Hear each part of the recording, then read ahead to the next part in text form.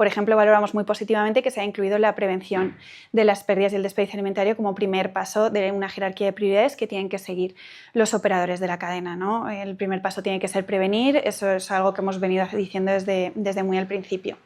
Otra valoración positiva que hacemos es que se hace referencia específica a los objetivos de reducción del desperdicio alimentario. Eso es importante también, porque además de, y eso pasaría al tercer paso, que es al tercer punto, que es si es importante tener unos objetivos para poder medir, ¿no? Sin objetivos y sin unas metas claras es difícil hacer frente a un reto tan complejo.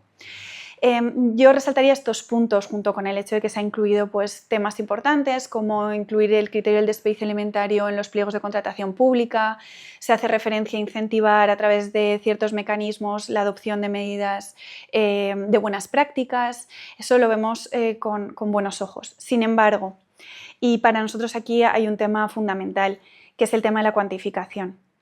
Desde muy al principio nosotros hemos insistido en la importancia de medir y cuantificar el desperdicio alimentario, por lo que decía antes. Si tenemos unos objetivos, que lo vemos un paso muy importante, debemos de tener la información que nos da luz sobre cómo vamos avanzando hacia esos objetivos, ¿no? Y la forma de contar con esta información es cuantificando el desperdicio que hay en cada eslabón de la cadena.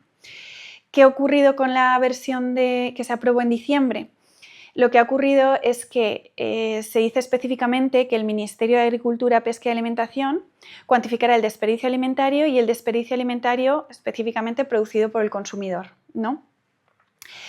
¿Qué pasa? Que esto es algo que ya viene haciendo el Ministerio de Agricultura sin necesidad de haber aprobado una ley. El Ministerio de Agricultura, con su panel de cuantificación, ya mide el desperdicio alimentario producido por el consumidor dentro y fuera del hogar.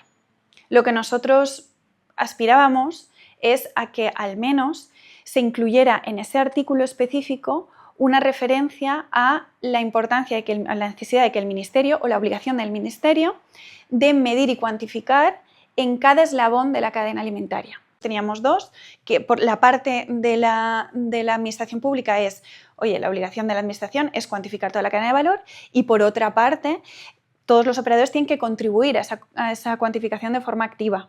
Es cierto que la ley dice que deberán colaborar con las administraciones públicas, pero si en este caso el Ministerio su obligación es la de cuantificar únicamente en la fase de consumidor, pues bueno, no sabemos realmente cómo se va a trasladar esa obligación al sector privado y en qué se va a traducir.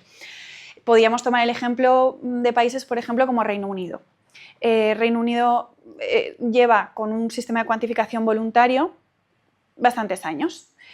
Hace unos años el gobierno se dio cuenta de que quizá no estaba funcionando todo lo bien que debería y que era necesario seguir reportando más. Entonces se abrió una consulta pública para aprobar una nueva regulación que trasladase del sistema voluntario a un sistema obligatorio de cuantificación. Esto es, por ejemplo, un ejemplo de la importancia de la participación activa del sector privado para contar con datos reales. O sea, nosotros lo que defendíamos era eso, era la obligación de que hubiera un reporte por parte de las empresas sin necesidad de que hubiera una demanda o un paso previo por parte de la administración, que existiera una obligación periódica, pero eso no se ha incorporado tampoco. El cambio que ha habido ahora mismo es, antes se fijaba ese umbral de 1.300 metros cuadrados de superficie de venta para las empresas de distribución. Ahora se ha extendido de forma que en la parte de distribución las empresas que aunque tengan una medida inferior, si todas juntas suman esos 1.300 metros cuadrados se verá suscribir un acuerdo de donación. Y después se ha incorporado además en este límite a otras empresas pertenecientes a otros sectores, no solamente la de distribución, hostelería, etc. Bueno, realmente si tomamos como referencia, por ejemplo, otros países que nos llevan ventaja desde hace años, como por ejemplo Francia, el umbral que se estableció fue de 400 metros cuadrados para el sector de la distribución, que es mucho menor. Que es incluso el tamaño que se había propuesto en un anteproyecto inicial.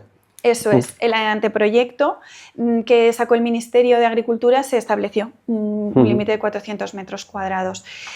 A ver, se pueden utilizar distintos criterios, se podría utilizar también el económico, en fin, habrá que ver cómo funciona y como comentábamos antes.